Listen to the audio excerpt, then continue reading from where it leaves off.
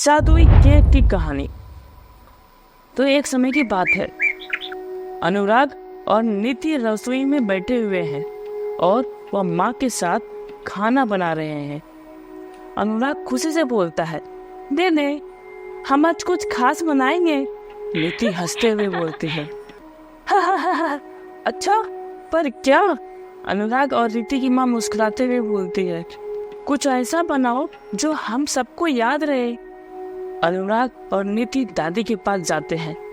अनुराग दादी से बोलता है, दादी, हमें कुछ खास बनाना है, क्या आपके पास कोई जादू है?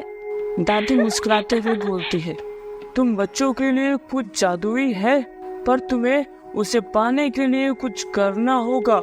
नीति खुशी से बोलती है, हमें क्या करना होगा दादी? दादी बोलती है, तुम्हें एक जादूगर के पास जाना होगा और उससे एक खास मानवता का काम करना होगा, फिर वह तुम्हें एक जादू का राज बताएगा। अनुराग और नीति जादूगर के पास पहुंचते हैं। जादूगर मुस्कुराते हुए बोलता है, तुम बच्चे क्या चाहते हो?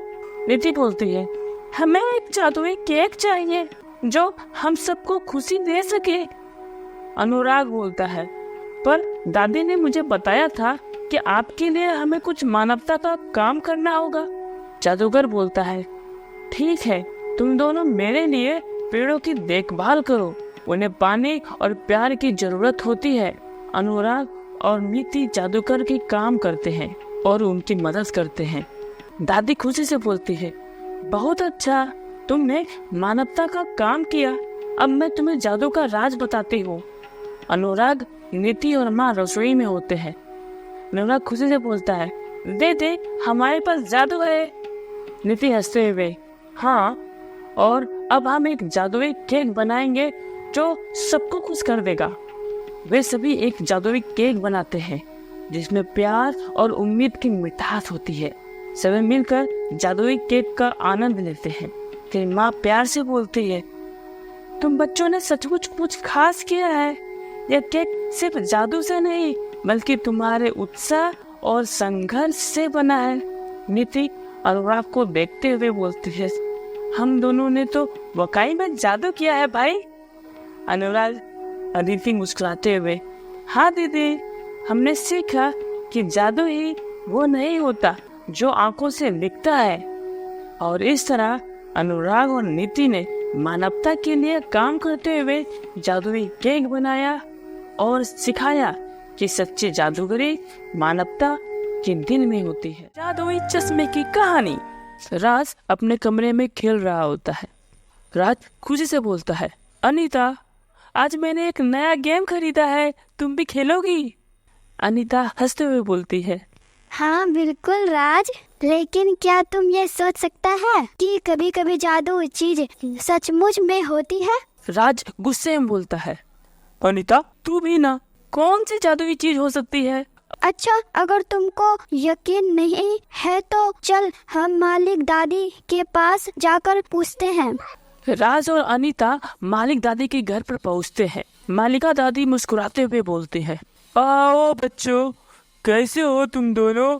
राज बोलता है, दादी, हमें ये पूछना था कि क्या आपको कभी कोई जादुई चीज मिली है?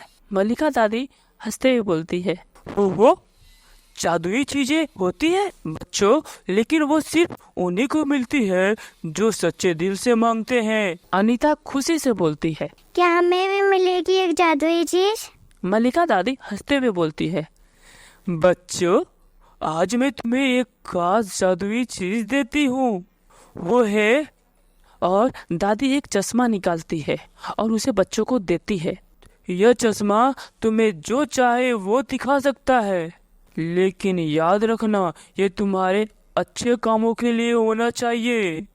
राज खुशी से बोलता है, धन्यवाद दादी, हम इसे सावधानी से यूज करेंगे। चश्मा लेकर राज और अनीता वापस घर आ जाते हैं। राज चश्मा पहनते हुए बोलता है, चल अनीता, हम इस चश्मे का उपयोग करके कुछ जादुई चीजें देखते हैं। अनीता हंसते हुए, ठीक है, चल। राजू और अनीता चश्मे के माध्यम से कई जादुई दृश्य देखते हैं, जैसे कि उनकी पासवर्ड क्रैक करने की कोशिश, स्कूल में टीचर के साथ मजाक करना और गांव के आसपास की खूबसूरत चीजों को देखना। राज और अनीता चमकीली बूढ़ी के घर पर पहुंचते हैं। अच्छा चलो अब मेरे पास आकर दिखाओ। राज और अनीता चमकीली बूढ़ी के साथ कुछ जादुई करते हैं, जैसे कि उनके सामने एक बड़ा सा बाघ एक उड़ते हुए उल्लू को ले आता, गार्डन में झूला ले आता।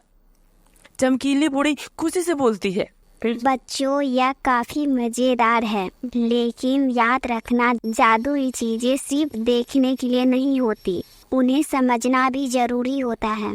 राज सोचने लगता है, हाँ आप सही कह रही हैं बूढ़ी दादी, हमें यह जादुई चश्मा समझने की कोशिश करनी चाहिए। राज और अनीता जादुई चश्मा का सही तरीके से उपयोग करके बड़े बनते हैं।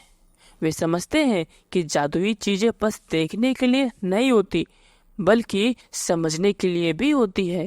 राज और अनीता चमकीली बूढ़ी के पास वापस जाते हैं। राज खुशी से बोलता है, बूढ़ी दादी, हमने ये समझ लिया कि जादुई चीजें सिर्फ देखने के लिए नहीं होती, बल्कि हमें उन्हें समझने की कोशिश करनी चाहिए। हाँ बूढ़ी दादी, आपने हमें एक अच्छी सीख दी है। बच्चों, जादुई चीजें हमें न केवल चमकीली दुनिया को दिखाती है, बल्कि हमारे अंदर की रोशनी को भी बढ़ावा देती है। और राज और अनीता आदर से बूढ़ी दादी की ओर मुड़ते हैं और कहानी खत्म हो जाती है। दोस्तों, कहानी कैसी लगी कमेंट में जरूर बताएं, और इसी तरह के मजेदार कहानी सुनना चाहते हो नीचे सब्सक्राइब का बटन को अभी दबाओ। दबा दिया? जल्दी से दबाओ। जल्दी से दबाओ। Bye bye.